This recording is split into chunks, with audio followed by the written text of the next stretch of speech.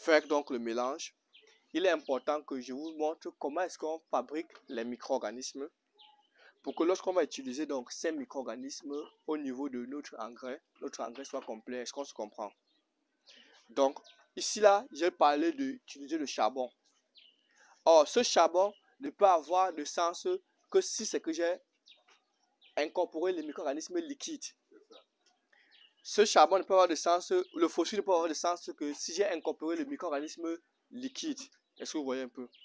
Et maintenant, pour fabriquer les micro-organismes liquides, il y a plusieurs manières, mais je vais donner celle la plus simple. Lorsqu'on va fabriquer donc, vous prenez la formulation pour la fabrication de micro-organismes liquides. Et je vous rappelle que même dans la vidéo, il y a d'autres formulations, mais je vais vous donner celle qui est simple, donc on peut faire même ça même aujourd'hui. Pour fabriquer donc 10 litres de micro-organismes liquides, on a besoin de 1 kg de bourse fraîche de caca des animaux à grosse panse, pas petite. Porc, bœuf. Vous cherchez donc 1 kg de bourse fraîche. Hein? Non, c'est petite. Parce que dans les caca des animaux, des bœufs ou de porc, il y a des micro-organismes qu'on recherche, qu'on veut multiplier. Est-ce qu'on se comprend? Donc je dis que pour la fabrication des micro-organismes liquides, on a besoin de 1 kg de bourse fraîche de vache ou de lisier de porc. Donc des animaux à grosse panse, gros tube digestif. Oui, cheval, ouais. Effectivement. Quoi ça? Quoi ça? Non, on s'en fout, mais il y a le bœuf ici, là, et puis il y a... Voilà. Ouais.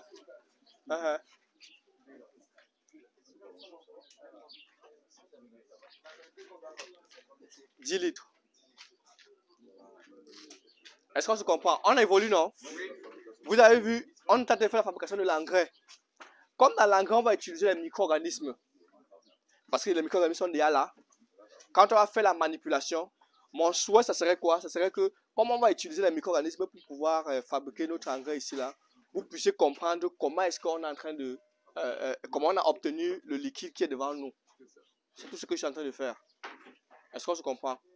Donc, maintenant, j'ai dit, on va prendre 1 kg d'éjection des animaux fraîches, soit de bœuf, soit de porc. Oui. Maintenant, on va chercher 1 kg de son, soit de son de riz qu'on peut utiliser.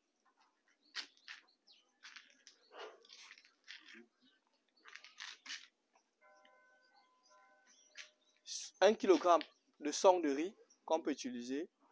Ou bien, si c'est qu'on n'a pas le son de riz, on peut utiliser 1 kg de farine d'arachide.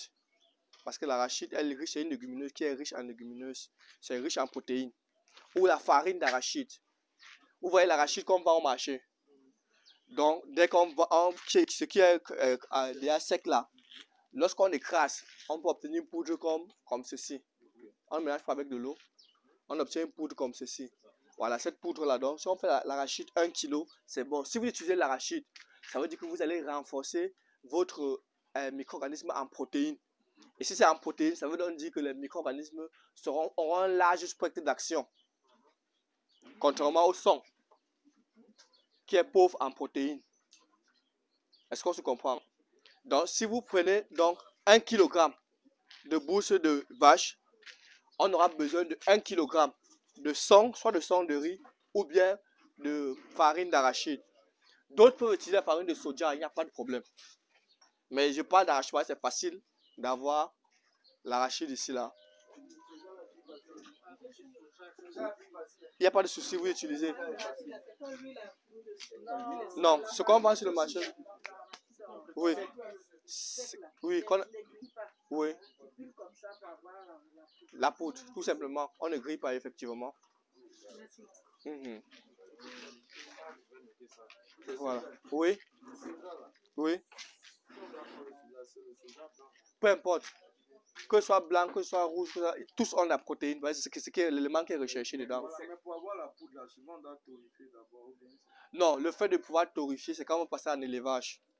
On n'a pas besoin de torréfier pour Ou on peut même écraser. En fait, le problème, c'est que quand tu vas torréfier, tu vas réduire la proportion. Ce qui est recherché là-bas, c'est la protéine.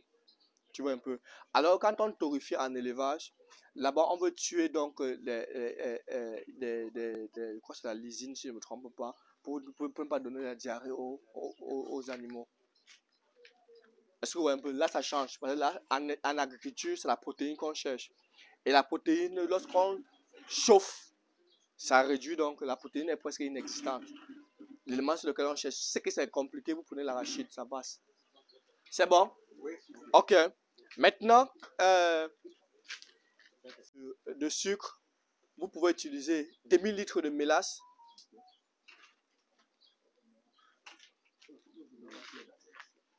ou bien 2000 litres de miel,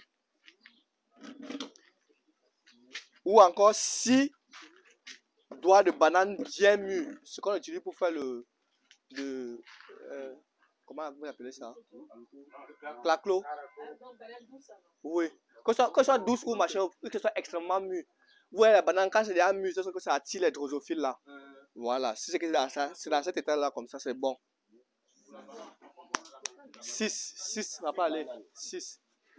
Que ce soit banane douce, que ce soit banane plantain, mais que ce soit extrêmement mûr. Parce que quand c'est extrêmement mûr, ça libère rapidement le sucre.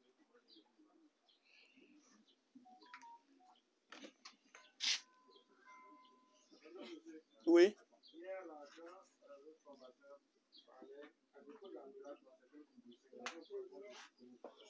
Oui, oui, le sucre peut être utilisé au plus pire des cas. Au cas où il n'y a pas, mais oui, au cas où il n'y a pas les éléments que c'est là on peut utiliser le sucre où il n'y a pas de souci. 1 kilo, 1 kilo. 1 kilo. Hein? Hein? Oui. Oui. Oui. Oui. Demi-kilo si c'est la mélasse ou le miel. Si on n'a pas, c'est 1 kilo pour le sucre roux. Est-ce que vous comprenez? Voilà. Bon, maintenant, regardez, s'il vous plaît, il y a ce qu'on appelle, j'appelle les éléments qui sont optionnels, mais qui peut, si c'est que vous faites un apport, ça peut améliorer la structure des micro-organismes.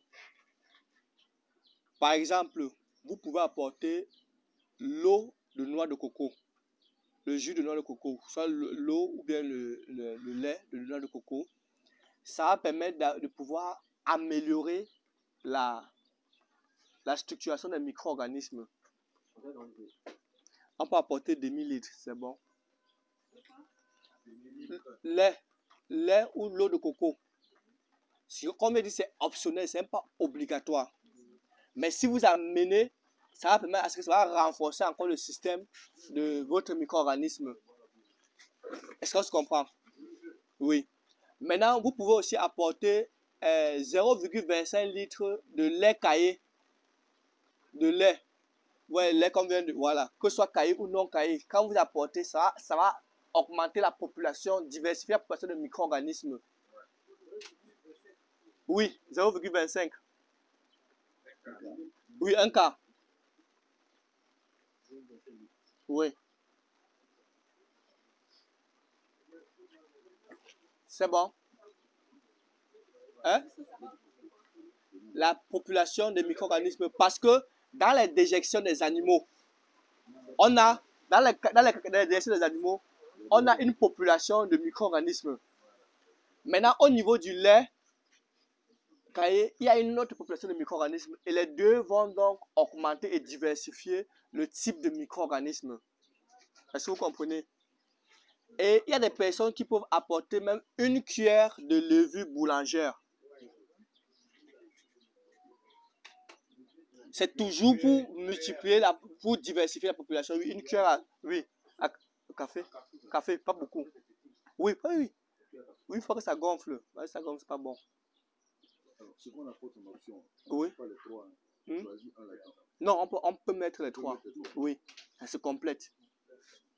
Parce que plus vous faites ça, mieux votre micro-organisme est performant.